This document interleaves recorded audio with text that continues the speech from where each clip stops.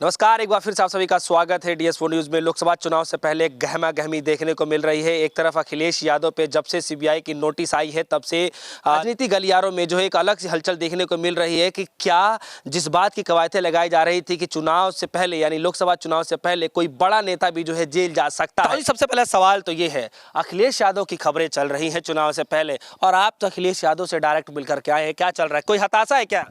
काहे की है? देखिए, ये हताशा है अखिलेश को नहीं, हताशा है मोदी को, हताशा है अमित शाह को। अखिलेश को क्या हताशा? अखिलेश के पास है क्या खोने के लिए? अखिलेश के पास तो पाने के लिए है। पूरा मैदान पड़ा है, जितना समेट सकते हैं समेट ले। खोएगा कौन? बीजेपी। तो बीजेपी के खोने का डर है, तो हताशा बीजेपी में है। और मैं कल मिल के आया, शायद इतना खुशदिल इंसान, इतना हंसमुख इंसान राजनीति में तो बड़े मुश्किल से मिलता है। आप डर गए इसीलिए जो है आए नहीं है CBI के? कौन डर गए?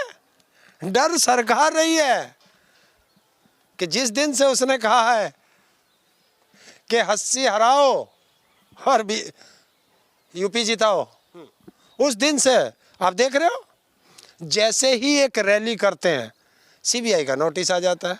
तो चुनाव हमें बीजेपी से थोड़ा ही लड़ना, देश की जनता को चुनाव लड़ना है भारत की संवैधानिक संस्थाओं से, ED से, CBI से, इनकम टैक्स से, चुनाव आयोग से और EVM से। इनसे चुनाव लड़ेगी इस बार जनता। तो डर यही है उन लोगों को, बीजेपी को, कि ये जनता में जो सब चीज़ जा रही हैं, तो अब क्या जवाब देंगे। हेमंत सोरेन का जो किस्सा देखने को मिला हरिंदर ताऊ जी, वो किसी से छुपा नहीं है। बताया भी जाता है कि भारत आज़ाद के अंदर में पहले ऐसे CM हैं जो जेल चले जा रहे हैं और सवाल उसी बात को लेकर के सुगबुगाहट मचने लगी है कि क्या लोकसभा चुनाव से पहले जो बड़े चेहरों पे दावे किए जा रहे थे, क्या वो बड़े चेहरा जो है अखिलेश यादव हैं जो जेल जाने के? नहीं, अखिलेश यादव पे कोई इल्ज़ाम थोड़ा ही है। एज ए गवाह को बुलाया गया है, तो गवाह तो अपने हिसाब से आएगा। अब वो अपना चुनाव देखे या तुम्हारे यहाँ गवाही देने आए? पहले बुला लेते हैं, चुनाव के बाद आ जाएगा। कौन सी आपत? जैसा इन्होंने सवाल किया CBI ने, ऐसा जवाब CBI को वो कल दे चुके हैं। कल मेरी बात हो रही थी, वहीं बैठा था मैं, बोले ताऊ जी मैंने जवाब दे दिया। मैं अच्छी बात है, मैं कोई दिक्कत? बोला मुझे क्या दिक्कत होती है? डरेगी बीजेपी, डरेगी जिसकी जो 80 हार रही है यूपी में। तो ये उनका कहना था सीधा। और जा कर के देखो, किसी राजनीतिक पार्टी, हिंदुस्तान की किसी राजनीतिक पार्टी के यहाँ जो सत्ता में है, उनके यहाँ भीड़ नहीं है जो उसके यहाँ भीड़ लगती है। तो ये है जनता का प्यार। और जनता को पता है कि उत्तर प्रदेश में 1 by 1 फाइट होनी है और 1 by 1 फाइट में बीजेपी और इंडिया गठबंधन की होनी है। यूपी के लड़कों का जिक्र किया जा रहा है हरिंदर ताऊ जी। एक तरफ अखिलेश यादव, राहुल गांधी जी एक मंच पर दिखे, ललकारते हुए दिखाई दिए। क्या लग रहा है इस बात से हताशे में ये सब? देखिए, एक चीज़ होती है, जब कोई राजनीतिक पार्टी हताशा में आ जाती है और जिसके पास पूरा मीडिया तंत्र हो, सारा संवैधानिक संस्थाएं हो, तो वो हताश है। तो वो नहीं चाहती कि किसी को भी एक अपने से बराबर दिखाया जाए या अपने से ऊपर दिखाया जाए। तो उसने पूरे मीडिया को लगा दिया है कि आप इनको कोई नेता ना कहें, देश का नेता ना बताएं, इन्हें यूपी में समेट के रखो, बस यूपी के 2 लड़के कह दो। अरे आप यूपी के 2 लड़के क्यों कहते हो?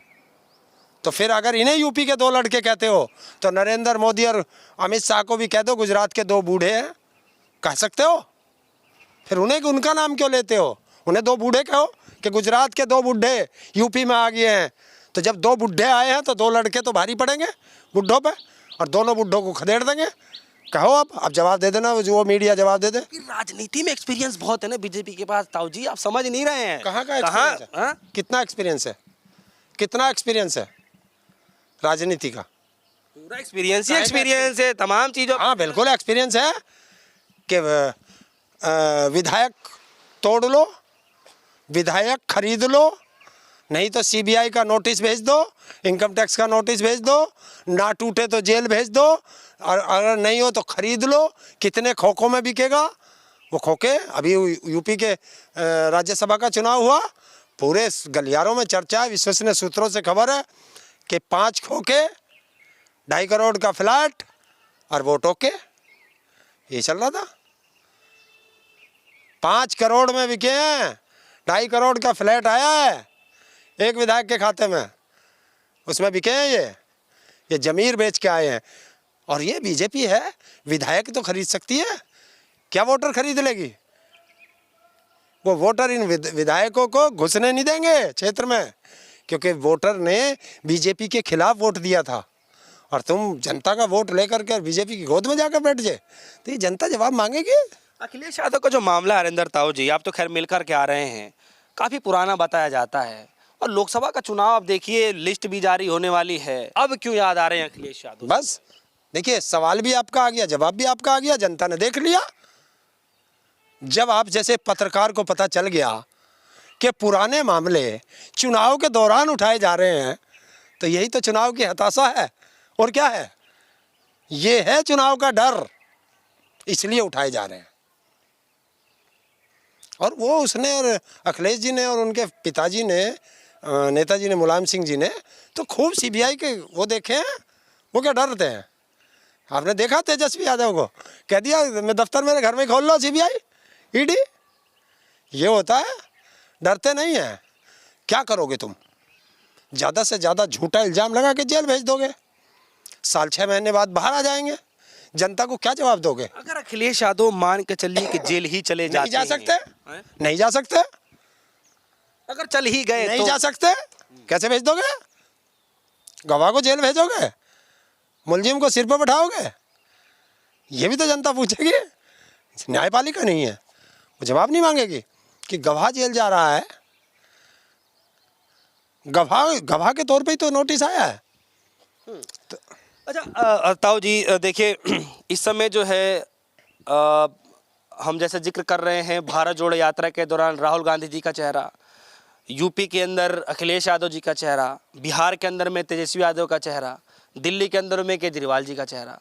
सवाल ये है कि जहाँ से यात्रा निकल रही है, अब देखिए हम लखनऊ का जिक्र करें तो लखनऊ के अंदर में जो है राहुल गांधी की यात्रा आती है, उससे पहले प्रधानमंत्री मोदी जी की रैली हो जाती है। 3 तारीख को जो है पटना के अंदर बड़ी एक जनसभा होने वाली है, जो है तेजस्वी यादव जी के उसमें नेतृत्व में, उसमें बताया जा रहा है कि काफ़ी भारी संख्या में लोग आएंगे और मोदी जी का फिर कल हो जाएगा। देखिए, तो ये इसके पीछे की क्या वजह? नहीं, ये नहीं है। देखिए, हर राजनीतिक पार्टी को अपना प्रचार करना, रैली करना, ये सब का अधिकार है, तो करें वो भी। और कंपेयर कर लेना तुम, कंपेयर कल ही हो जाएगा 3 तारीख में। कल देश का प्रधानमंत्री जा रहा, उसकी रैली है, और परसों 3 तारीख में एक क्या कहूँ उसे, भूतपूर्व डिप्टी सीएम की रैली है। पता चल जाएगा कौन किस पर भारी है, जनता बता देगी कल। देख नहीं रहे बिहार के अंदर क्या हालत है कि रात के 2 बजे, 3 बजे, 4 बजे, 1 बजे जनता का ही पता नहीं चल रहा कहाँ से ये सैलाब उबड़ रहा। तो ये वो सैलाब है जो जनता का प्यार उसने जीता है, वो सैलाब है। और 3 तारीख की जो रैली होगी पटना के अंदर, वो ऐतिहासिक रैली होगी। और जब जब सत्ता परिवर्तन की बात आई है, वो इसी गांधी मैदान से चली है पटना के, याद रख लेना, ये मोदी को भी पता है। इसीलिए जैसे एक परिंदा फड़फड़ाता है ना, इस तरीके से फड़फड़ा रही है बीजेपी। क्या कोई लगता है कि चुनाव से पहले एक बड़ा संदेश देने की कोशिश की जा रही है गांधी मैदान से? देखिए, हाँ बिल्कुल है कि गांधी मैदान से तो संदेश जाएगा। हमेशा बिहार ने एक संदेश दिया है देश को, और वही संदेश 3 तारीख को गांधी मैदान से चलेगा कि देश की फिजा बदल रही है, हवा बदल रही है, तैयार रहो, 2024 में सत्ता बदल रही है। चलिए देखिए, हरिंदर ताऊ जी हैं, अपने बातों से बड़े चर्चित में रहते हैं।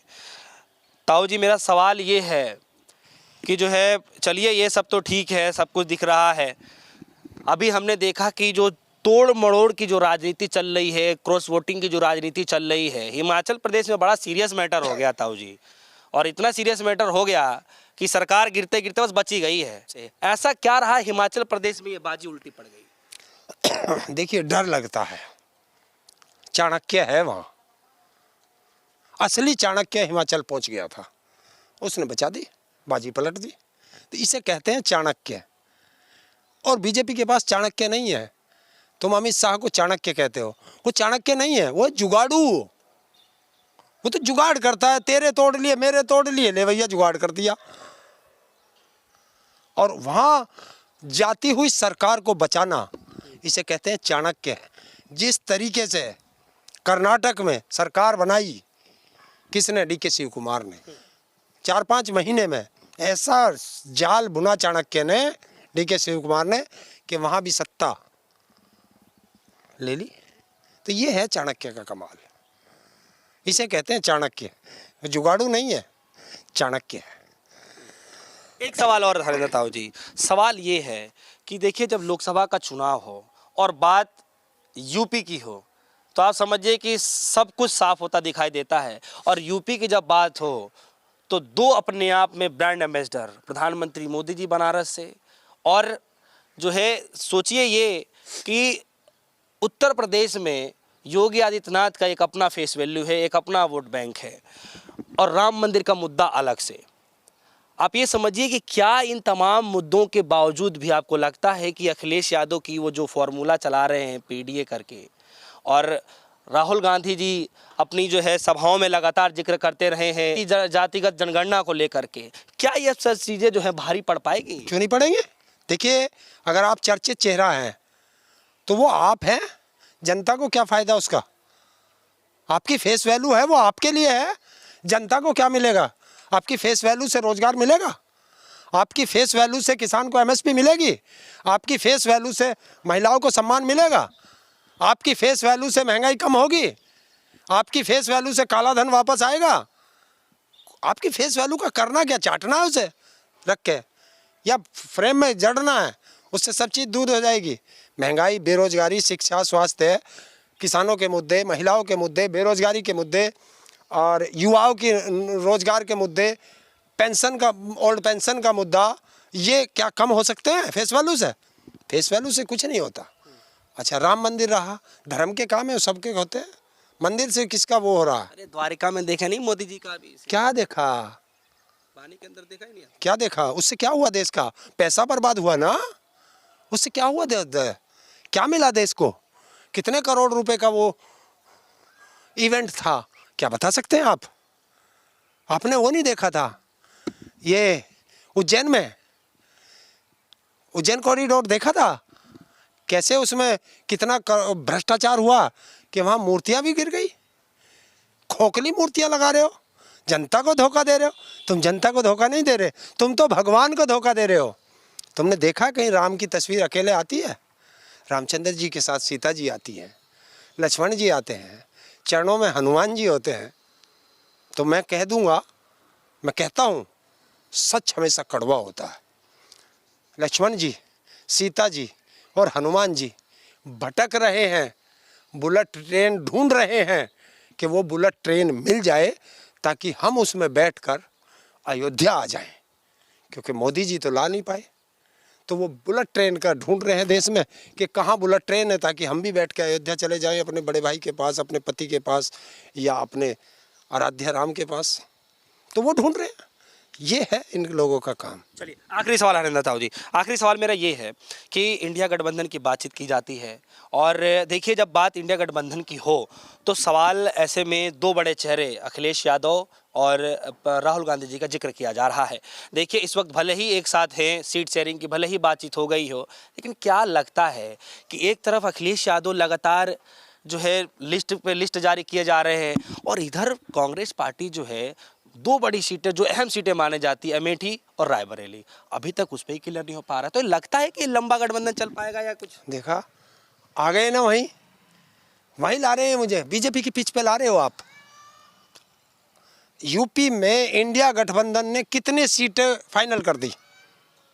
बीजेपी की एक ही बता दो, या उनके गठबंधन नहीं है? वहाँ तो 40 लोगों का गठबंधन है। अली बाबा 40 चोर, अब इंडिया में लठ नहीं बजेगा, अब तो मोदी की पार्टी में लठ बजेगा। वहाँ देख कितने दिन से मुझे ऐसा लगा 9-10 महीने हो लिए, एक व्यक्ति तो अभी बार बार डेट ही देता रह गया, मैं भी मंत्री बनूंगा, फला तारीख को बनूंगा, फला तारीख को बनूंगा। 2 और लाइन में लग गए, 3 और लाइन में लग गए, अभी तो कोई मंत्री भी ना बन पा रहा। तो सीट तो तब मिलेगी, कैसे होगा? अभी तो डंडा बजेगा, देखते रहना। एनडीए में डंडा बजेगा, एनडीए में घमासान बजेगा। देखना कितनों की टिकट कटेगी, कितनों को बदला जाएगा, और फिर वो क्या करेंगे। जिसको बदलोगे वो तुमसे बदला लेगा। उधर जनता बैठी है तैयार कि जिस जिस विधायक को तुमने तोड़ा है वो उसे क्षेत्र में नहीं घुसने दे रही। अब विधायकों का क्या हाल कर दिया कि जैसे धोबी का कुत्ता, न घर का न घाट का। चलिए, बहुत बहुत शुक्रिया हरिंदर ताऊ जी, आपने बेशकीमती समय दिया और हमारे दर्शकों को समझाया, बताया बहुत करीबी से। हालांकि हरिंदर ताऊ जी अखिलेश यादव से मिलकर के आए थे, हमने सोचा कि क्यों ना बात विचार कर लिया जाए, क्योंकि अखिलेश यादव को लेकर के लगातार खबरें ये चल रही हैं कि क्या अखिलेश यादव जेल चले जाएंगे। देखिए वहाँ कुछ नहीं है, वहाँ खबर एक चल रही है कि अगर हमारी सरकार बनेगी तो किसानों को एमएसपी मिलेगी, एमएसपी में गारंटी का कानून मिलेगा। अगर हम, ये मैं अपनी नहीं कह रहा, जो उनकी बात बता रहा हूँ, कभी मेरे पे कहने लगो कि मेरी सरकार। अखिलेश यादव जी ने कहा है कि अगर हमारी सरकार बनेगी तो ओल्ड पेंशन स्कीम होगी, हमारी सरकार बनेगी तो जितनी खाली सीट पड़ी हैं सब पे भर्ती होगी, अगर हमारी सरकार बनेगी तो ये अग्निवीर खत्म होगी, महिलाओं का सम्मान होगा, और जो ये दल बदल कानून है इसमें भी कुछ ना कुछ संशोधन होगा, और जो जिस पार्टी से जीत के आएगा वो उसी पार्टी में रहेगा, और अगर दूसरी तरफ जाएगा तो पहले इस्तीफा देगा उसके बाद जाएगा। ये कानून हम लड़ेंगे इसके लिए। अब इस चुनाव के बाद ये कानून बनवाया जाएगा कि जो जिस दल से जीत के आया है वो उसी दल को वोट दे सकता है, उसी में रह सकता है। अगर छोड़ के जाना है तो इस्तीफा दे करके जाए, और 10 साल तक वो चुनाव नहीं लड़ेगा, क्योंकि भारत के जनता के टैक्स का पैसा बर्बाद होता है। चलिए, तो हरिंदर ताऊ जी उनसे हम खासा बातचीत कर रहे थे। फिलहाल हरिंदर ताऊ जी की बातों को सुनकर के आपके मन में क्या कुछ चल रहा है, वीडियो को समझा के जरूर बताइएगा। फिलहाल के लिए दीजिए इजाजत, धन्यवाद।